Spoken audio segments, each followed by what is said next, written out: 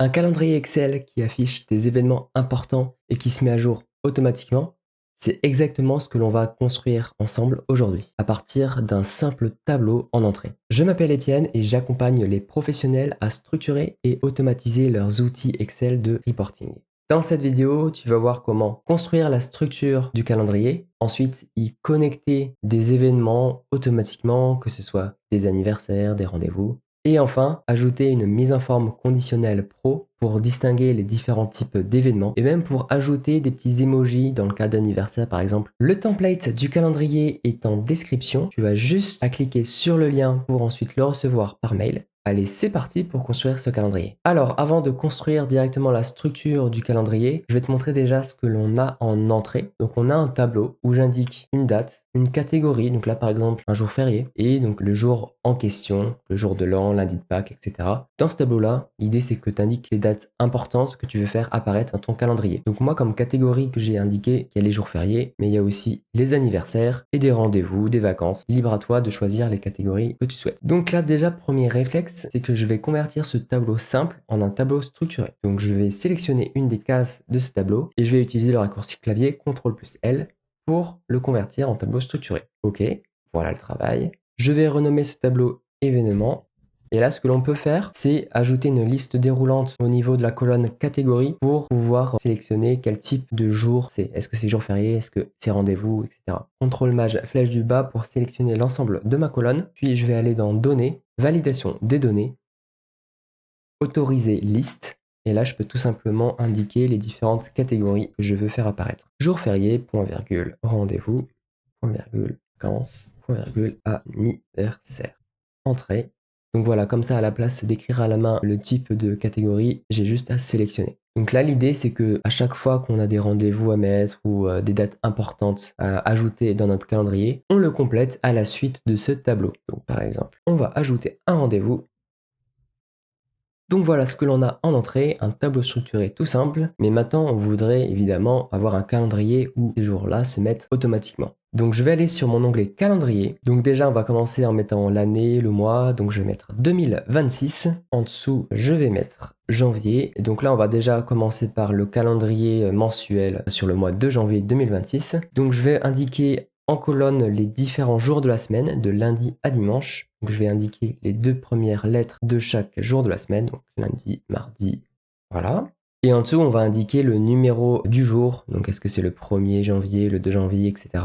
Donc évidemment, le 1er janvier, ce sera pas toujours un lundi. Donc ça, on va voir juste après comment faire pour savoir quel est le jour de la semaine du premier du mois. Mais déjà, dans un premier lieu, on va utiliser la fonction séquence pour lister les jours du mois. Séquence. Entre parenthèses, on va rester sur une semaine, donc une seule ligne. Point virgule, on a 7 jours dans la semaine, donc 7 colonnes. Point virgule, à quelle date on va commencer? Donc ça, on ne sait pas encore, mais pour l'instant, on va rester sur le 1er janvier 2026. J'ai janvier 2026, mais il faut que je le convertisse en date. Janvier, c'est du texte, et 2026, c'est un nombre. Donc pour cela, je vais utiliser la fonction dateval. Entre parenthèses, je vais sélectionner janvier, esperluette 2026. Comme ça va reconstituer une date qui est le 1er janvier 2026. Je ferme ma parenthèse. Donc là, je vais quand même figer ma cellule B2 pour avoir 2026 qui est figée dans le marbre. Donc j'utilise mon raccourci clavier F4 pour figer complètement la cellule B2. Je ferme ma parenthèse. Entrée, et donc là tu vois que ça m'a indiqué une date mais sous forme de nombre sur l'ensemble des jours de ma semaine. Donc déjà premier réflexe, ça va être de changer le format du nombre, que ce soit plutôt 1, 2, 3, 4, 5 plutôt que la date en entier sous forme de nombre. Donc pour cela je vais aller dans accueil, puis au niveau du nombre je vais cliquer ici pour avoir les autres formats numériques,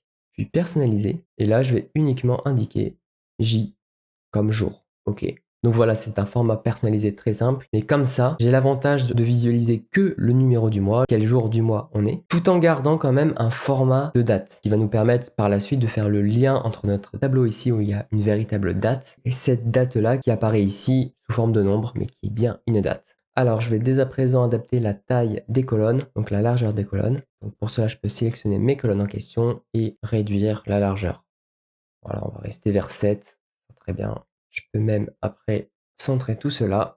Mais là, on n'a pas encore résolu le problème du 1er janvier 2026 qui est pas un lundi. Et là, pour le coup, en 2026, le 1er janvier, c'était un jeudi. En fait, ce qu'on va utiliser, c'est la fonction jour_sum qui va nous indiquer en fait le jour de la semaine. Pour le 1er janvier 2026, point virgule. Si je mets ensuite le 2 pour faire commencer la semaine un lundi et non un dimanche, là, qu'est-ce que ça me dit? Ça me dit que le 1er janvier 2026, c'est le 4e jour de la semaine, donc un jeudi. Qu'est-ce qu'on va faire? Donc on va tout simplement soustraire à dateval la fonction joursum dont je viens de parler. Entre parenthèses, janvier et 2026, je fige 2026, point virgule 2, je ferme ma parenthèse. Et voilà, donc là, la seule chose que je vois, c'est que le 1er janvier 2026, il atterrit un jour après, donc le vendredi à la place du jeudi. Donc c'est tout simplement parce qu'il ne faut pas que j'oublie de faire un petit +1 en plus. Cette formule-là, elle va vraiment s'adapter à l'année, au mois. Donc là, même si je mets 2027, donc cette fois-ci, le 1er janvier 2027, ce sera un vendredi. Donc cette formule fonctionne bien. Ok, donc ça c'est fait. Je vais laisser 3 petites lignes à la suite pour pouvoir avoir la place d'ajouter des événements. Et donc à la ligne juste après, la ligne 9, on va continuer notre séquence. On va voir donc la semaine d'après. On va commencer le 5 janvier 2026. Donc là, on va utiliser une formule un peu plus simple. Donc toujours 1,7, point virgule, donc en date de début, on va tout simplement utiliser la cellule H5, donc la date d'avant, plus 1 pour être le lendemain du 4 janvier 2026. Je ferme ma parenthèse, et voilà. Donc là, je vais modifier ma mise en forme, donc je vais cliquer ici sur reproduire la mise en forme, voilà, et on va étendre ces formules à la suite. Je vais faire CTRL-C sur cette sélection-là, CTRL-V.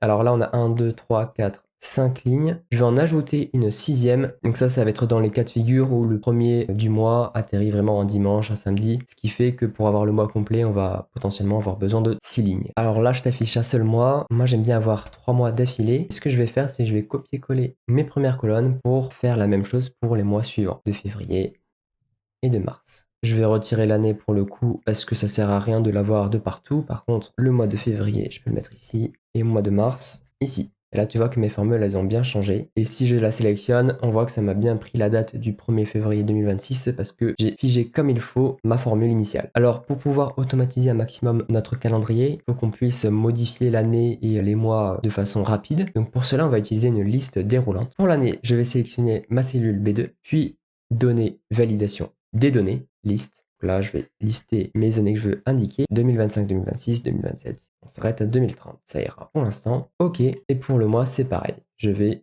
faire une petite liste avec l'ensemble des mois. Janvier, février, mars, etc. Donc c'est fait. Donc tu vois qu'on peut modifier l'année et le mois de façon assez fluide. Donc maintenant, ce qu'il faut faire pour les 2 autres mois, les 2 mois suivants, il faudrait qu'ils puissent être déduits, tout simplement en décalant le mois ici d'un mois ici et de 2 mois ici. Pour cela, donc il y a la fonction mois.décalé qui existe. Donc la fonction mois.décalé permet de décaler par exemple d'un mois une certaine date. Donc là, on va prendre le 1er janvier 2026, donc janvier et 2026, que je vais figer du côté de 2026, point virgule 1 pour décaler d'un mois.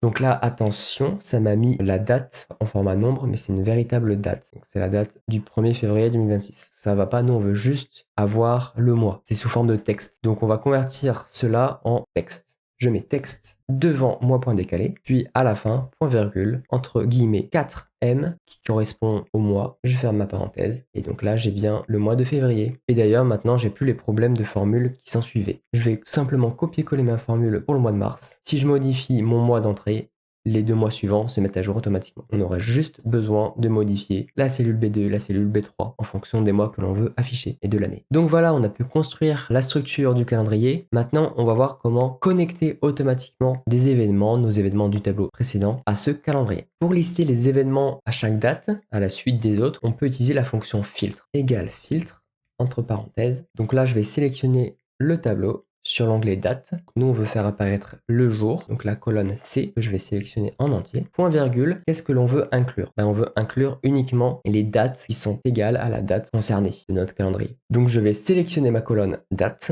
égale, je reviens sur mon onglet calendrier, et là donc je vais sélectionner la date concernée qui est donc le 29 décembre 2025. Point virgule, guillemets avec rien à l'intérieur, tout simplement parce que si jamais il n'y a pas d'événement à cette date-là, on veut que ça renvoie rien à la place. Je ferme ma parenthèse, entrée. Là, ça m'a rien renvoyé tout simplement parce qu'il n'y a pas eu d'événement indiqué dans notre tableau. Je vais copier-coller cette formule-là à la suite. Donc là, on voit que par exemple, pour le jour de l'an, ça a bien fonctionné. Si jamais j'ai plusieurs événements à une même date, les événements vont se mettre à la suite des autres sur des lignes différentes. Donc là, j'ai ajouté 3 lignes entre chaque date, ce qui sous-entend que j'autorise pas plus de 3 événements par jour. Je l'ai décidé, après tu peux évidemment l'adapter en fonction de tes besoins. On va voir ce que ça donne sur l'ensemble du mois de janvier. Je vais copier-coller ma formule de partout. Donc là, ça m'a mis quelques événements. Donc là, par contre, cette formule-là, on va la complexifier un peu pour distinguer les différents types d'événements et aussi pour traiter les cas des anniversaires. Parce que, en fait, dans notre tableau initial, les anniversaires, l'idée, c'est de les mettre une seule fois, de pas les remettre chaque année pour une même personne. Donc, c'est-à-dire que quand on met l'anniversaire dans le tableau, on s'en fiche un petit peu de quelle année c'est. Il faudrait que, automatiquement, à partir du jour et du mois, ça se mette donc dans le calendrier, peu importe quelle année on est. Et donc, il faut traiter ce cas de figure à part. Parce que les autres cas de figure, par contre, les jours fériés, les rendez-vous, etc., ils sont uniques, on va pas les mettre chaque année. En fait, il faut juste que l'on rajoute une condition dans le cas des anniversaires. On va utiliser la fonction filtre, toujours pareil, entre parenthèses, ce que l'on veut inclure, c'est le jour, point virgule. Donc là, on veut une condition sur la catégorie, il faut qu'elle soit égale à anniversaire, que je vais mettre entre guillemets. Donc je mets cette condition entre parenthèses, et pour en ajouter une deuxième, je vais mettre un signe fois entre les deux pour cumuler les conditions. Ensuite, donc, il faudrait que la date soit égale à la date en question. Je ferme ma parenthèse, point virgule, vide. Alors c'est presque ça en fait, mais sauf que cette condition-là, elle n'est pas suffisante. Pourquoi? Parce que là, en fait, on indique que la date doit être exactement pareille. Or nous, on a dit que peu importe l'année, on veut quand même afficher l'anniversaire. Donc en fait, on va reconstituer la date en question grâce à la formule date. Date, entre parenthèses, donc l'année. Justement, l'année, on va la forcer. On va dire que c'est l'année qui est sur le calendrier actuel. Je sélectionne calendrier B2, je l'affiche avec F4, point virgule. Par contre, pour le mois et le jour, on va indiquer les données du tableau, de la date en question. Je vais utiliser la fonction mois. Donc on va mettre entre parenthèses événement date, je le laisse tel quel. Je ferme la parenthèse, point virgule, le jour, donc pareil, je vais utiliser la fonction jour. Donc là, je vais sélectionner événement date pour le copier et le coller ici dans jour. Je ferme ma parenthèse. Et maintenant, il faut que je ferme la parenthèse de date, la formule date. Là, j'ai tout simplement reconstitué ma date pour avoir le jour et le mois de ma date d'anniversaire et par contre l'année du calendrier actuel. Et donc comme ça, quelle que soit l'année sélectionnée, j'aurai toujours l'anniversaire qui s'affiche si on est le bon jour et le bon mois. Entrée, je peux l'afficher de partout. Donc sur le mois de janvier, ça change rien. Mais si je vais sur le mois d'avril, par exemple, on voit que j'ai Jacques qui s'affiche comme anniversaire, alors qu'on l'avait mis en 2024. Donc pas besoin de modifier l'année ici. Grâce à cette formule, on l'a automatiquement, quelle que soit l'année. Voilà, donc là, c'était uniquement pour le cas des anniversaires. Pour facilement identifier le fait qu'il s'agisse d'un anniversaire, on peut rajouter un emoji dans la formule. Et donc pour cela, on va utiliser la fonction unicard avec un certain code à l'intérieur qui correspond ici à un petit gâteau d'anniversaire. C'est la formule unicard de 127 874. Donc on va juste intégrer cela à la formule filtre de tout à l'heure. Je vais tout simplement mettre après événement jour esperluette unicard de 127 874. Si je la mets de partout, la formule, je vois que j'ai le petit emoji qui s'affiche. Donc c'est un peu plus parlant pour voir d'un coup d'œil qu'il s'agit d'un anniversaire. Ok, donc ça c'était pour les anniversaires. Maintenant il faut aussi avoir à la suite les événements uniques normaux, donc les jours fériés, les rendez-vous, etc. Donc en fait, il faut cumuler les fonctions filtres. Donc on va utiliser cette fonction filtre pour les anniversaires et une autre fonction filtre pour les autres événements. Et donc pour pouvoir mettre ces fonctions filtres à la suite des autres, pour pouvoir les cumuler, on va utiliser la fonction assemble.v. Je vais te montrer tout ça tout de suite. Donc voici à quoi ressemble la formule. J'ai la fonction filtre que l'on vient de voir et j'ai ajouté à la suite la fonction filtre de tout à l'heure, mais cette fois-ci en rajoutant une condition supplémentaire pour exclure les anniversaires. Donc c'est pour ça que j'ai indiqué les catégories sont différentes à anniversaire, parce que sinon on aura un doublon évidemment, parce que les anniversaires on les a déjà inclus dans la formule précédente. Et donc ces deux fonctions filtres, elles sont séparées d'un point virgule et donc il y a la formule assemble.v qui permet de mettre à la suite des autres ces deux fonctions.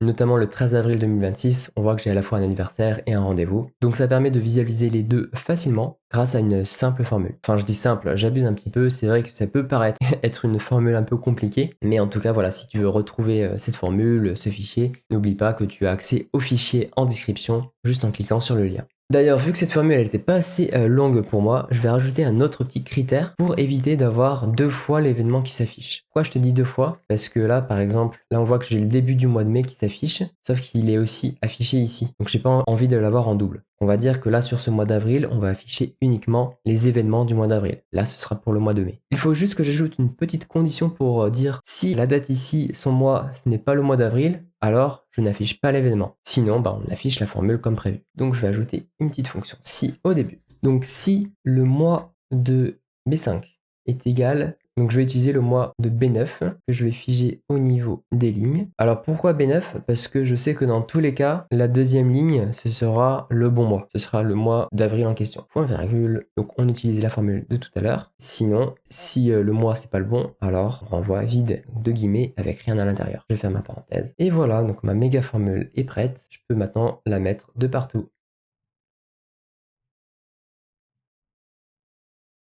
Donc là, on voit quand même que mes événements, ils tiennent pas trop dans les cases, donc je vais réduire le format et je vais potentiellement élargir les lignes. Je vais sélectionner mes lignes, puis je vais mettre plutôt en 9. Je vais renvoyer la ligne automatiquement si jamais ça dépasse, et donc je vais même élargir les lignes comme ça, voilà. Donc je peux d'ailleurs copier-coller ma formule sur les mois d'après, et là j'en profite pour sélectionner mes 3 lignes pour les copier-coller sur les autres lignes. Voilà, là on a l'air pas mal. Allez, maintenant on va passer à la mise en forme de notre calendrier, parce qu'actuellement il est un peu trop sobre, donc on va rajouter quelques couleurs.